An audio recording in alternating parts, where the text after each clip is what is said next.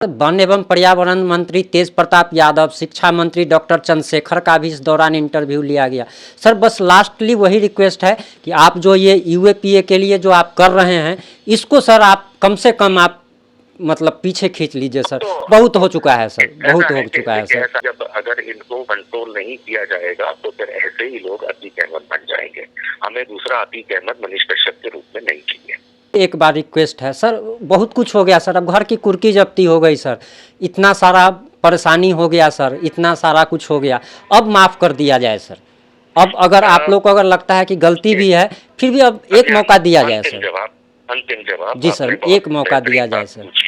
कुर्की जब्ती से बढ़ के क्या होगा? हमारे बिहार में ऐसे सर बहुत सारे लोग हैं, संतोष रेणु यादव या एक्सपोज मीडिया नाम का एक चैनल चलाता है, कोई विकास राज नाम है सर, ऐसे बहुत सारे लोग हैं जो कि गाली गलौज करते हैं और सीधे माँ दादी नानी की खुलेआम गाली देते हैं जाति विशेष को, धर्म को।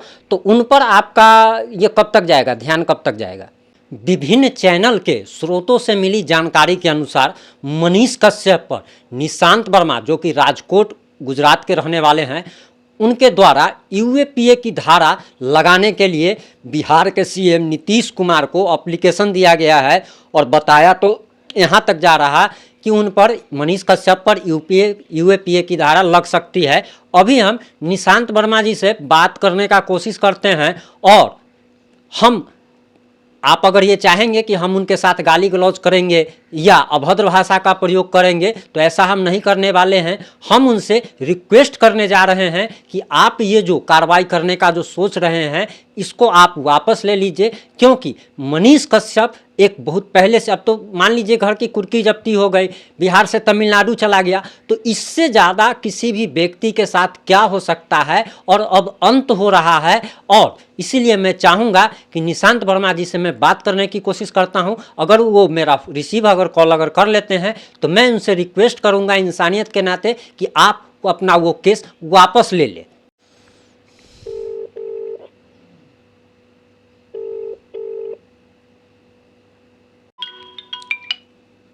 हेलो हेलो, हाँ निशांत वर्मा सर बोल रहे हैं क्या? हेलो, कौन बोल रहे हैं? आप निशांत वर्मा बोल रहे हैं ना? कौन, आपने क्या पहले बताएं, आप कौन बोल रहे हैं, कहाँ से?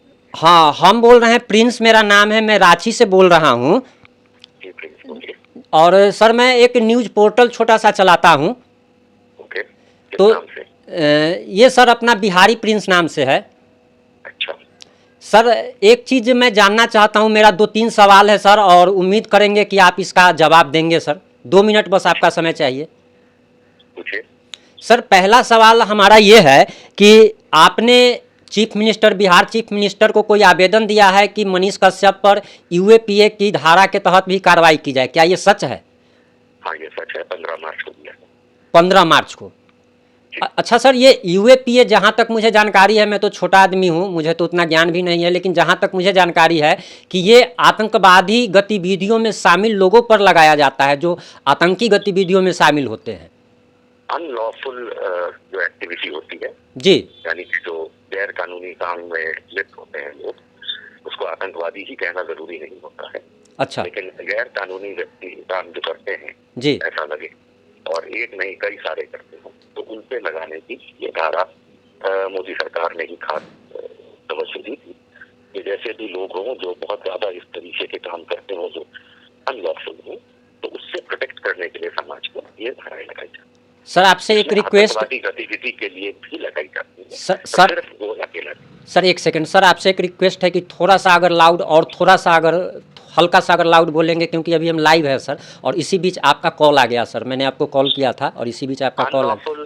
जी, अनलॉफुल एक्टिविटी जो लोग करते हैं, गैर कानूनी कृत्य जो करते हैं जी, और कई सारे ऐसे गैर कानूनी कृत्यों में अगर लिप्त हो जी, तो समाज में उनसे प्रोटेक्शन समाज को मिले, उसके लिए ये कानून है यूएपीए।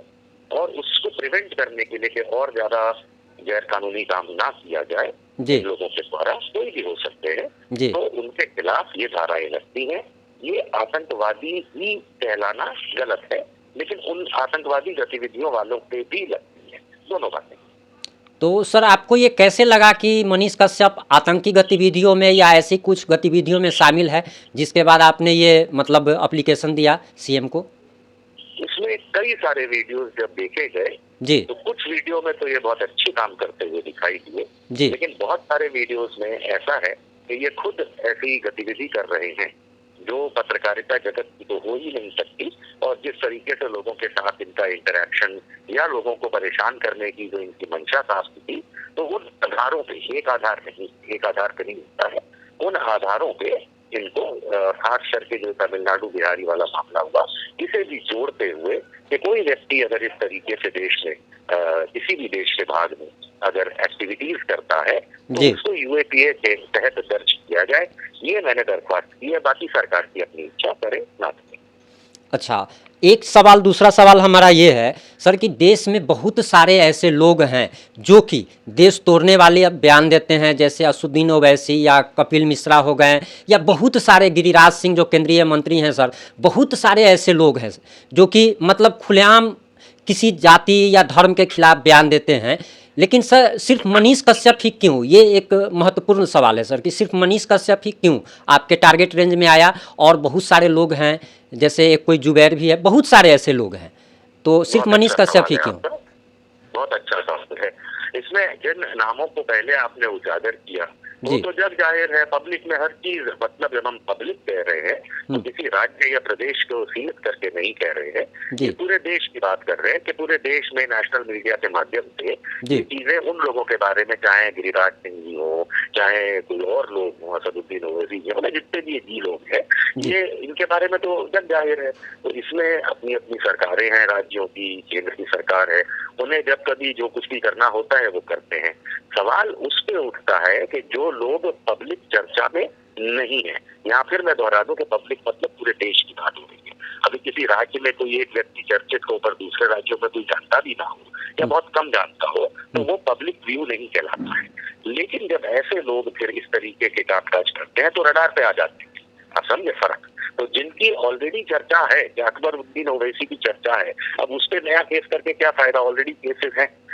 अच्छा। लेकिन जो लोग पनप रहे हैं, उग रहे हैं, उनको वैसा ना बनने दिया जाए, ये हम सबका फर्ज है।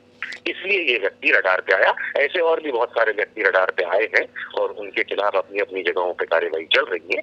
पर हाँ, क्योंकि ये बिहार संगत बात है, तो बिहार में लोगों को लग रहा है कि ये कैसे बिहार के बाहर का व्यक्ति रडार पे ले लिया इसको। ऐसा नहीं है। मैं एक राष्ट्रीय राजनीतिक विश्लेषक हूँ, पिछले 10-11 साल से टेलीविजन मीडिया पे आता हूँ। मैं आपको देखता रहा हूँ टीवी चैनल के डिबेट्स में, मैं आपको देखता रहा हूँ जी। तो ऐसा होता है ना कि हमारा काम सिर्फ टीवी पे बैठ करके बातें करना नहीं होता है। जहाँ कहीं भी हमको बहुत गलत अगर कुछ फील होता है तो हम उस चीज में उतरते हैं। कि आप रांची से बोल रहे हैं, दुमका का जो मामला है शाहरुख हुसैन अंकिता सिंह वाला, उसमें भी मैंने पार्टिसिपेट अपनी तरीके से किया है। वहाँ मनीष कश्यप भी थे, आप जानते हैं। तो अपना अपना, ये तो मैंने उदाहरण आपको खाली पड़ोस का दिया है। ऐसे बहुत सारे मामले हैं जिसमें मेरे जैसे, मैं अकेला नहीं, मेरे जैसे बहुत से लोग हैं देश में जो सत्य की राह पे चलने की कोशिश करते हैं। सर इसी से जुड़ा हुआ हमारा एक दूसरा सवाल है, और इसी से जुड़ा हुआ है, और ये लोगों का सवाल है, ये हमारा सवाल नहीं है, ये सोशल मीडिया पर मैंने देखा है, इसलिए मैं आपसे पूछ रहा हूँ। सर सवाल ये है कि मनीष कश्यप के बारे में कहा जा रहा है कि उस पर राजनीति से प्रेरित होकर तेजस्वी यादव या बिहार सरकार कार्रवाई कर रही है, और इसका कारण बताया जा रहा है कि एक ही धारा में कई जगहों पर एफआईआर दर्ज होना, यानी कि एक व्यक्ति ने अगर मान लीजिए मर्डर किया तो एक जगह उस पर 302 का मुकदमा होगा, लेकिन उस पर कई जगहों पे अगर 302 का मुकदमा अगर लाद दिया जाए, तो इसीलिए इसको राजनीति से प्रेरित बताया जा रहा है। और दूसरा, आप पर लोगों द्वारा ये आरोप लगाया जा रहा है कि आप तेजस्वी सरकार से मिलकर के या वामपंथी विचारधारा से ताल्लुक रखते हैं, और मनीष कश्यप एक बीजेपी को सपोर्ट करता है। और आपके बारे में ये भी कहा जा रहा है कि आप कांग्रेस से प्रभावित हैं, और आप शुरू से डिबेट में कांग्रेस का पक्ष रखते आए हैं, तो इसीलिए आप मनीष कश्यप को टारगेट कर रहे हैं। इस पर सर आप क्या कहना चाहेंगे? बहुत बेहतरीन सवाल है, पर सवाल नहीं, सवालों की झड़ी है। तो मैं 2-3 सवाल बना के आपके समझ के जवाब देना चाहूँगा। जी जी बोलिए। पहली चीज तो ये है कि एक ही गुनाह पे कई को लेके कई जगह केस करने की एक ही धारा को लेकर जब आप बात करते हैं जी तो मनीष कश्यप के ऊपर ऐसा शायद नहीं है, क्योंकि इसके जो अधिकांश पुराने केसेस हैं जी वो अलग अलग धाराओं के हैं।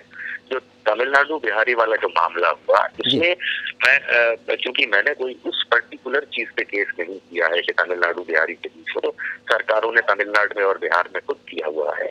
तो उसपे देखिए आपको याद होगा बाबा रामदेव हो, नुपुर शर्मा हो, अमन चोपड़ा हो, ऐसे बहुत सारे उदाहरण मिल जाएंगे। तो यदि कहीं लोगों को ठेस पहुंचती है तो संविधान अधिकार देता है कि वो अपने अपने पुलिस थाने में जाकर के फला व्यक्ति के खिलाफ दर्ज करा सकते हैं केस। वो बात और है कि फिर अगर एक ही धारा का अलग अलग जगहों पे केस होता है तो उसको माननीय न्यायालय जो है वो एकत्रित करके एक जगह वो कर देता है, कलेक्टिव कर देता है एक जगह का, वो एक अलग स्टोरी है। लेकिन जैसे आपने जो उदाहरण दिया 302 वाला, जी उसमें ऐसा नहीं होता है, क्योंकि मान लेते हैं कि अगर किसी व्यक्ति की लाश मिलती है फलाने जगह पे, जी तो उसका केस दूसरे राज्य में और तीसरे जिले में नहीं हो सकता है ना। जहाँ लाश मिली वही केस होगा उस थाने में, तो वो उदाहरण गलत है। लेकिन जहाँ पब्लिक की बात आती है कि लोगों की भावनाएं ठेस हो जाए या लोगों को किसी चीज से तकलीफ पब्लिक इंटरेस्ट में हो जाए, तो हर एक को अधिकार है अपनी अपनी तरफ से केस करने का। क्योंकि ये तो एक चीज और बताता है आपके सवाल के जवाब में कि लोगों ने कोई प्लान्ड वे में इसके खिलाफ केसेस नहीं किए, इसका मतलब क्यों निकल के आता है। क्योंकि अगर प्लान्ड वे में करते तो सब एक ही जगह चले जाते। अगर एक साथ अलग अलग जगहों पे अलग अलग राज्यों में केस हो रहे हैं तो जिसकी जैसी भावना, और यहाँ पे एक बहुत इंपॉर्टेंट बात है प्रिंस साहब, जी लोग बिहार में बड़ी चर्चा कर रहे हैं मनीष कश्यप को लेकर के। लोग ये भूल जाते हैं कि इस पूरे प्रकरण के अंदर जो अस्मिता है वो तो तमिल लोगों की ठेस पहुंची है। क्योंकि जैसे हमारे मोदी जी कहते हैं गुजराती अस्मिता, फिर कहते हैं भारतीय अस्मिता, अभी इस समय काफी लोग बिहारी अस्मिता को लेकर ये सारी चर्चा कर रहे हैं। लेकिन सबसे बड़ा सवाल ये है कि मनीष कश्यप प्रकरण के अंदर जो हाल में है इसमें किसकी भावनाएं ठेस हुई? उन तमिल लोगों की जो बिहारियों को नहीं मारते हैं। निकल के तो अभी तक यही आ रहा है, बाकी आगे जो भी हो। तो तमिल लोगों जो है उनके भी तो हमारी देश के हमारे भाई हैं, हमारे ही बहन है, उनकी अस्मिता को ठेस पहुंचाना ये बिल्कुल गलत है। दूसरा सवाल जो आपका था कि लोग मेरे बारे में क्या कह रहे हैं, जी अब आप खुद ही जानते हैं कि मैं इतने वर्षों से टीवी पे बैठता हूँ। मेरा मुख्य उद्देश्य होता है इस्टेब्लिशमेंट के गलत कामों को क्रिटिसाइज करना, चाहे वो कांग्रेस की सरकार हो चाहे भाजपा की हो। अब आपके सामने पिछले 9 साल से भाजपा की केंद्र सरकार है तो लोगों को यही लगेगा कि मैं उनको क्रिटिसाइज करता हूँ तो कांग्रेस ही हो गया, पर ये नहीं होता है। ये आजकल बहुत आसान हो गया है कि लेबल लगा देना, खैर उन बातों से फर्क नहीं पड़ता। सर हमारा सर एक दूसरा सवाल है जो कि हमको लग रहा है कि ये सवाल पूछना भी बेमानी है, लेकिन ये लोगों का सवाल है। लोगों का कहना है कि आप पब्लिसिटी स्टंट के लिए ये सब कर रहे हैं, आप तो बरसों से टीवी पर आ रहे हैं, फिर आपको ये पब्लिसिटी स्टंट आपके बारे में कहा जा रहा है, इस पर आपका क्या कहना है? बहुत आपने सवाल पूछने से पहले ही बता दिया, बेईमानी है। जिस व्यक्ति को पूरा देश जानता हो उसे पब्लिसिटी स्टंट की क्या आवश्यकता है? ना तो मैं कोई फिल्म स्टार हूँ जो मुझे अपनी फिल्म बनानी है, ना मैं कोई राजनेता हूँ जिससे कोई टिकट लेकर के या इलेक्शन लड़ना है। आप खुद ही जानते हैं कि पिछले 10-11 साल से मैं टीवी पे आता हूँ।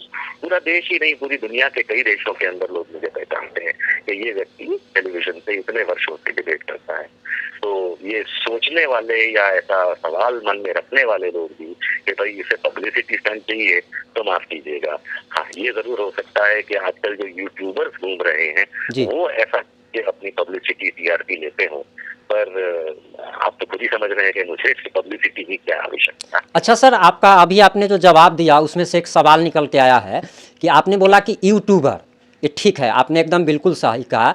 और ये बड़े बड़े चैनल जो हैं आज तक, एबीपी, एनडीटीवी, ये सब लोग भी मनीष कश्यप को यूट्यूबर कह रहे हैं, या जो भी डिजिटल पत्रकारिता कर रहे हैं इनको यूट्यूबर कहा जा रहा है। तो सर ये एनडीटीवी हो, आज तक हो, ये सब भी तो यूट्यूब चैनल पे काम कर रहे हैं, तो इनको यूट्यूबर क्यों ना कहा जाए? ये एक बड़ा सवाल है सर। हाँ, ये आम जनता को समझाने के लिए मैं आपके सवाल का जवाब जरूर देना चाहूंगा। जी देखिए, पत्रकारिता जो है वो एक प्रोफेशन है, वो एक स्पेशलाइज्ड प्रोफेशन है। वो हर कोई माइक उठा करके कैमरा लेके चल दे तो पत्रकार नहीं बन जाता, ठीक है। इसके लिए आपको कोर्स करना होता है, चाहे सर्टिफिकेट, डिप्लोमा, डिग्री, मास कॉम जो कहते हैं, मास कम्युनिकेशन का कोर्स करना होता है। और उसके बाद आपको रजिस्ट्रेशन कराना होता है। यदि आप अपनी खुद की कोई चैनल या अपनी न्यूज़पेपर खोलते हैं तो उसका रजिस्ट्रेशन होता है। ऐसे नहीं होता है कि भाई अपना माइक और कैमरा लिया और एक लेबल लगा लिया फलाना न्यूज और अपन पत्रकार बन जाए। दूसरी बात, जो बड़े चैनल्स के आपने नाम लिए या छोटे चैनल्स के भी अगर नाम आप लेते हैं, जो यूट्यूब पे भी अपना वीडियो चलाते हैं, वो टीवी पे भी चलाते हैं, सोशल मीडिया पे भी चलाते हैं, क्योंकि सोशल मीडिया पे वो चीज चला रहे हैं जो ऑलरेडी उनका टीवी पे चल रहा है। तीसरी बात, ये यूट्यूबर क्यों बोला जाता है? क्योंकि इन्हें पत्रकार नहीं कहा जा सकता। उदाहरण के तौर पर मनीष कश्यप, उसने पत्रकारिता जगत का कोर्स नहीं किया है, कहीं भी वो पत्रकारिता के नाम पे रजिस्टर्ड नहीं है। उसकी एक कंपनी है सच तक मीडिया प्राइवेट लिमिटेड, जो रजिस्ट्रार ऑफ कंपनीज में कैसेट के गानों की रिकॉर्डिंग डबिंग करने के लिए और स्टोर करने के लिए बनी है, ना कि न्यूज और पत्रकारिता के लिए। तो ये एक झांसा भी उसने दिया था जो गलत है, इसीलिए इकोनॉमिक फ्रॉड में फंसा। अब तीसरी बात जो आपने नहीं पूछी मैं बता देता हूँ। एक बहुत आम बात होती है, हम लोग कहते हैं सिटीजन जर्नलिस्ट, यानी एक आम नागरिक भी पत्रकार की तरह सवाल पूछ सकता है, वीडियो रिकॉर्ड कर सकता है और दिखा सकता है। जी जी जी, ये बात, इसको हम सिटीजन जर्नलिस्ट कहते हैं, नागरिक जर्नलिस्ट कहते हैं। उसमें और एक आम जर्नलिस्ट जो रजिस्टर्ड होता है उसमें फर्क ये है कि सिटीजन जर्नलिस्ट उस चीज के बदले में पैसे नहीं कमाता। जैसे मैं हूँ, मैं पत्रकार अगर नहीं हूँ तो मैं कोई वीडियो लगा करके उस पर यदि पैसे कमाऊं और उसको मैं एक वीडियो नहीं, अगर मैं उस चीज को बिजनेस बना लूं, कमाने का जरिया बना लूं, तो मैं भारत सरकार के इनकम टैक्स और बाकी जो रजिस्ट्रेशन के तरीके जो है मिनिस्ट्री ऑफ कॉर्पोरेट अफेयर्स के जो कानून है उन्हीं का भंग करूंगा। तो सिटीजन जर्नलिस्ट जरूर लोग बने, ये तो मैं कहता ही हूँ हमेशा, और उसके आधार पर पैसा कमाने लगे तो रजिस्ट्रेशन कराए कायदे का जो होना चाहिए। तो ये डिफरेंस है जो लोगों को समझना चाहिए। तो हर व्यक्ति माइक कैमरा वाला पत्रकार नहीं होता। अच्छा सर, एक सवाल इसी से जुड़ा हुआ है, आखिरी सवाल, इसके बाद मुझे कहीं जाना है। थैंक यू सर 2 सवाल और है, तो मैं लास्ट सवाल आपसे ये पूछ ले रहा हूँ कि सर हमारे बिहार में, मैं बिहार से बिलोंग करता हूँ, रहता हूँ सर मैं झारखंड में। हमारे बिहार में ऐसे सर बहुत सारे लोग हैं, संतोष रेणु यादव या एक्सपोज मीडिया नाम का एक चैनल चलाता है, कोई विकास राज नाम है सर, ऐसे बहुत सारे लोग हैं जो कि गाली गलौज करते हैं और सीधे माँ दादी नानी की खुलेआम गाली देते हैं जाति विशेष को, धर्म को। तो उन पर आपका ये कब तक जाएगा, ध्यान कब तक जाएगा? गाली गलौज वाली चीजों पे मेरा ध्यान क्यों जाएगा? आम जनता का वहाँ क्यों ध्यान नहीं जा रहा है? नहीं सर, तो इस सोचने वाली बात है ना। मैंने तो किसी के गाली गलौज करने पे केस तो नहीं, मैंने खुद ने एक FIR मनीष कश्यप के खिलाफ फाइल की है, लेकिन वो गाली गलौज के लिए फाइल नहीं करी है, वो तो उनके जो मर्डर कंफेशन है उसके बारे में है। लेकिन एक आम बात हो रही है, आपके सवाल में ही जवाब छुपा है। आपके देखने वाले दर्शक जितने भी हैं, चाहे सोशल मीडिया पे कमेंट्री मारने के, अगर कहीं पे कुछ गलत देखते हैं, तो मैंने आपसे कहा, अगर मैं गुजरात से देख करके कोई बड़ी गलत चीज अगर मैं बिहार आकर के एक्शन लेने की बात कर सकता हूँ, तो जो आम नागरिक उसी जिले का, उसी राज्य का है, वैसे तो भारतीय नागरिक है, सब जगह की बराबर है, लेकिन जो आम लोग हैं, जैसे नाम आपने लिए, चाहे वो सच तक का हो, ये मनीष कश्यप हो या दूसरे जो भी आपने नाम गिनाए, अगर ये लोग सब गाली देते हैं और वो अगर गलत है तो भी गलत है, तो फिर आम जनता उसको देखने वाली क्यों नहीं जा रही पुलिस थाने कंप्लेंट कराने? ये अपने आप से पूछने वाली बात है। इसमें मुझे कहीं अहमदाबाद, बम्बई, दिल्ली से आने की क्या आवश्यकता है, बताइए।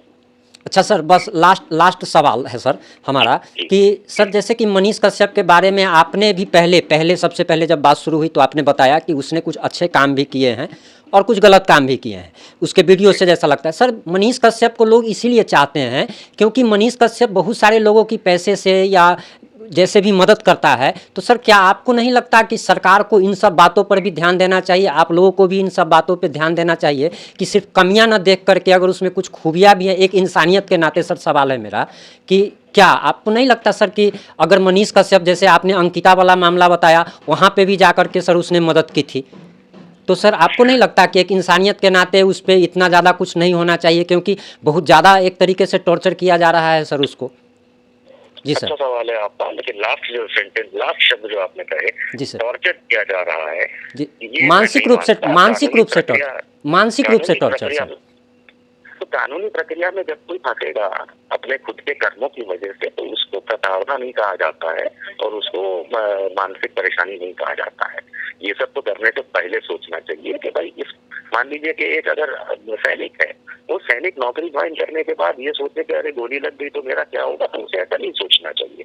तो अगर आप यूट्यूबर हैं या कोई पत्रकार भी अगर है, तो ये चौथा स्तंभ बनने की कोशिश में याद रखें कि आप बहुत कुछ झेलेंगे अगर आप गलत करेंगे। तो रही बात सरकार को कितना क्या सोचना चाहिए, सब इसका जवाब तो मैं नहीं दे सकता, लेकिन जहाँ तक आप खुद कह रहे हैं और मैंने भी कहा कि मैंने कुछ वीडियोस देखे उसके, जिसमें उसने समाज के भले और अच्छे के लिए जरूर बात की, लेकिन इससे उसके जो गलत कर्म है वो नहीं करते। हमारे समाज में, हमारे धर्मों में, हमारे कानून में, आम जनता में ऐसा नहीं होता कि अगर मैं 4 अच्छे काम करूं और 2 बहुत गलत काम करूं तो उन 4 अच्छे कामों की वजह से मेरे 2 गलत कामों को माफी मिल जाए। ये कानून संगत बात मैं आपको बता रहा हूं। पर्सनली मेरी किसी से कभी कोई खुन्नस ना है ना रहेगी, लेकिन अगर कोई भी व्यक्ति, चाहे प्रधानमंत्री नरेंद्र मोदी हो, चाहे पूर्व प्रधानमंत्री मनमोहन सिंह हो, चाहे राहुल गांधी हो, चाहे अमित शाह हो, चाहे मनीष कश्यप हो, चाहे आप हो, चाहे मैं, अगर कोई गलत करता हुआ जरूरत से ज्यादा पाया जाएगा तो निशांत वर्मा उसके सामने खड़ा पाया जाएगा। सर लास्ट में मुझे आपसे बस यही विनती करनी है कि आप मनीष कश्यप को, चाहे मैं नहीं कहता कि उसने गलती किया या सही किया, लेकिन जो आपको लग रहा है कि उसने गलत किया तो आपको उसको एक मौका देना चाहिए आप लोगों को। और सर एक चीज़ और बताना चाहेंगे कि जैसे जैसे मनीष कश्यप का विरोध होता चला जा रहा है और जैसे जैसे वो मुकदमों में फंसता चला जा रहा है, सोशल मीडिया पर उसके पक्ष में एक जनसैलाब उमड़ रहा है और लग रहा ऐसा ऐसा एक माहौल बन गया है कि अगर वो चुनाव लड़े तो चुनाव तुरंत जीत जाएगा, जैसे अगर वो कुछ काम भी नहीं करता है फिर भी।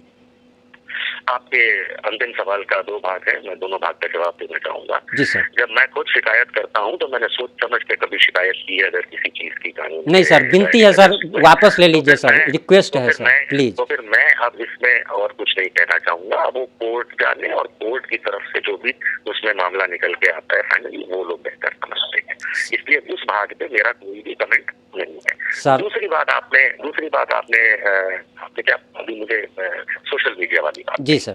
सोशल मीडिया पे बहुत, अरे आप जानते हैं मनीष कश्यप और उनका चैनल सच तक कब से चल रहा है और कब से वो चुनाव लड़ रहे हैं और कोशिश कर रहे हैं। अगर यही सब करने के लिए वो ये कर रहे हैं तो वो उनको मुबारक हो, लेकिन अगर सोशल मीडिया पे लोगों को सहानुभूति मिलती है या सोशल मीडिया के लोग लाइक और कमेंट करते हैं तो भाई साहब सोशल मीडिया से चुनाव नहीं जीते जाते। आपने तो खुद ही देखा होगा कि वो वहाँ पे 2 बार चुनाव लड़ने की विधानसभा से एक बार लड़े भी हैं। 2020 में चनपटिया से लड़े थे, 10,000 या 12,000 वोट आया था शायद उनको। तब भी बहुत फेमस थे वो वहाँ, हमने सुना, हम तो जानते नहीं थे, हम तो अभी पिछले 1 साल से भी शायद कम समय से उनको नाम सुना और जाना है। लेकिन चनपटिया से जब लड़े थे तब भी बहुत फेमस थे, तब भी वो यही कहा जाता था कि बहुत अच्छे काम करते हैं, तब भी इनके पिता आर्मी में थे, तब भी इनके दादाजी चीन की लड़ाई लड़े थे। वो सब पहले भी हुआ है लेकिन पब्लिक ने तब भी रिजेक्ट किया। ठीक है, जब 2019 का मेरे ख्याल से लोकसभा चुनाव लड़ने की कोशिश की थी तब भाई साहब ने पर्चा भरा था, तब वो कहाँ थे? जेल में थे। क्यों थे ये बताने की आवश्यकता नहीं, पूरा बिहार जानता ही है। तो ये सब करके अगर कोई सोचता है कि किसी के फेवर में आ जाएगी कोई बात, कितने लोग फेवर में आते हैं। मेरे भी इंटरव्यू चलाए जाते हैं, लोग मुझे भी बहुत गाली देते हैं। अभी आप चला रहे इंटरव्यू, अगर आप इसको पोस्ट करेंगे तो दुनिया भर की मेरे को गालियां मिलेंगी। मेरे को गालियां मिलने से, गलत गलत मेरे माँ बाप के बारे में बोलने से मैं झुकूंगा नहीं, और उसको लाइक करने से या उसको सपोर्ट करने से वो चुनाव जीते ना जीते। लेकिन ये कोई तरीका नहीं है कि सोशल मीडिया को बेंचमार्क बनाया जाए इस हिसाब का कि इसकी कितनी फेम है और कितना लोग पसंद करते हैं। सर आखिरकार लड़ना तो किसी कॉन्स्टिट्यूएंसी से ही पड़ेगा। जिस सीट पे लड़ना है उस सीट पे कितना फेमस है वो व्यक्ति जीतता है या हारता है, और सोशल मीडिया में डिफाइन नहीं हो पाता है। सोशल मीडिया में तो पाकिस्तान से भी लोग उसको लाइक कर रहे होंगे, अमेरिका से भी लाइक कर रहे होंगे, वो वोट देने थोड़ा नहीं है, ये वाली बात है। सर जाते जाते सर आपसे फिर एक बार रिक्वेस्ट है सर, बहुत कुछ हो गया सर, अब घर की कुर्की जब्ती हो गई सर, इतना सारा परेशानी हो गया सर, इतना सारा कुछ हो गया, अब माफ़ कर दिया जाए सर। अब अगर आप लोग को अगर लगता है कि गलती भी है फिर भी अब एक मौका दिया जाए सर। अंतिम जवाब जी सर, एक मौका दिया जाए सर। कुर्की जब्ती से बढ़ के क्या होगा सर? कुर्की जब्ती किस केस में हुई है? वो तो सर बेतिया वाले पुराना केस है, वो जो बैंक मैनेजर वाला जो किया था। ऑलरेडी मामला वहाँ पे केस कोर्ट में है, तो फिर कोर्ट क्या लेंगे ना सर। कुर्की जब्ती आजकल के मामलों में तो नहीं हुआ, वो तो 2019 के मामले में हुई है। वो तो सर जो भाग रहा था, कुर्की जब्ती कब होती है प्रिंस भाई? जी सर, कुर्की जब्ती का आदेश पुलिस ने तो नहीं निकाला, सरकार ने तो नहीं निकाला, कोर्ट ने निकाला। उसकी पद्धति ये होती है कि अगर किसी के खिलाफ आरोप है तो उसको समन भेजे जाते हैं, बुलाया जाता है, नहीं गया, वारंट निकला नहीं गया, अरेस्ट वारंट निकला नहीं गया, नॉन बेलेबल वारंट निकला नहीं गया। वैसे तो ये अपने आप को यूट्यूबर सारा दिन लोगों के भलाई की बात कर रहे हैं, तो इन्हें अपने केसेस के बारे में नहीं पता था। इन्हें बिल्कुल पता था। अपने केस के अंदर इतनी हद तक हो गया कि समन्स निकल चुके हैं, वारंट नहीं। 2019 का मामला है, समन्स निकले हैं, वारंट निकले। ये तो बेतिया से भागे हुए थे, जहाँ भी इनका घर है वहां से, वहां रहते भी नहीं थे।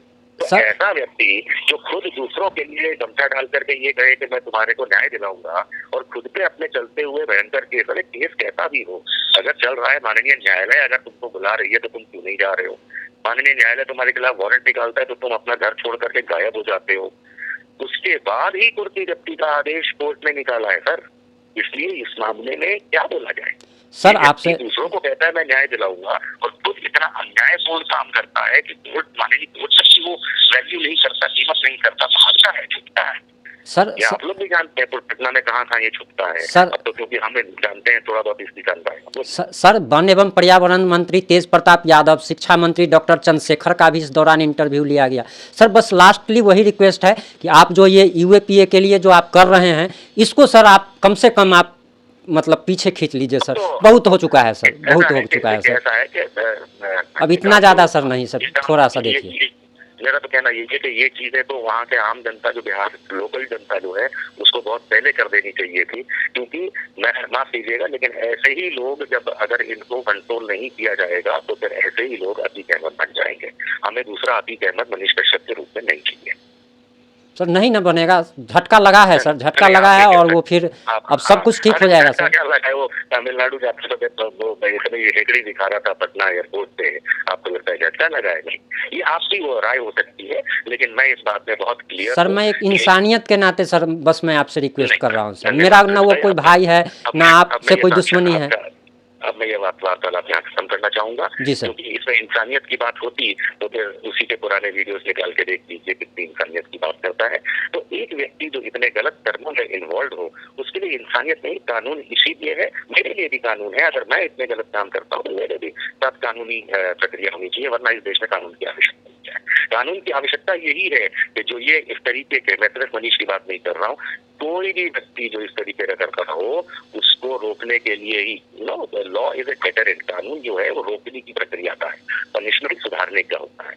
लेकिन जो लोग कानून को ही नहीं मानते, ये तो खुद अपना वारंट से भागता था, अपने हर चीज कुर्की जब्ती का नंबर ही दबाया जब ये इतना अन्याय को मजाक बना करके दौड़ता रहा, कोर्ट से भागता रहा, छुपता रहा, तो फिर ऐसे व्यक्ति के लिए तो कोर्ट ही दया कर ले, आप उन्हीं को संभाल सकती है। ठीक है प्रिंस भाई, थैंक यू, बहुत बहुत धन्यवाद सर, आपने अपना कीमती वक्त दिया, इसके लिए बहुत बहुत धन्यवाद आपका सर। जैसा कि आपने देखा कि मैंने काफ़ी सहनशील होकर और काफ़ी धैर्य रखकर उनसे बात की और विनम्रतापूर्वक उनसे काफ़ी बार उनको रिक्वेस्ट किया, लेकिन वे पीछे हटने को तैयार नहीं दिखे। आपकी इस मुद्दे पर क्या राय है, अपनी राय जरूर दे। मैंने किसी प्रकार का कोई भी अभद्र भाषा का प्रयोग नहीं किया और ना ही मैंने किसी प्रकार की उनसे कोई ज़बरदस्ती की, और उसका सिर्फ और सिर्फ एक ही कारण है जो आप समझ लीजिए कि ये व्यक्ति किसी पर भी, जो भी व्यक्ति इनसे अगर थोड़ा भी टेढ़ होकर के बात करता है तो फिर उसके ऊपर ये एफआईआर किसी न किसी रूप में लाद देते हैं, और हमको अपने ऊपर एफआईआर नहीं करवाना है, जिसका ये आप कह सकते हैं डर के कारण। तो हाँ, सही बात है, क्योंकि मैं एक गरीब व्यक्ति हूँ, मैं एक गरीब व्यक्ति हूँ, और मान लीजिए कि मैं अगर जेल चला जाऊँ तो मेरी जमानत कौन कराएगा? तो किसी को बचाने के चक्कर में खुद जेल चले जाना, ये मुझे नहीं लगता कि ये तर्कसंगत है। मैं जो कर सकता था एक इंसान के नाते, मैं किसी का पैर पकड़ सकता था, मैंने बस वही करने का प्रयास किया। आप लोग अपनी राय जरूर दें, जुड़े रहे हमारे साथ। जय हिंद, जय भारत, जय बिहार।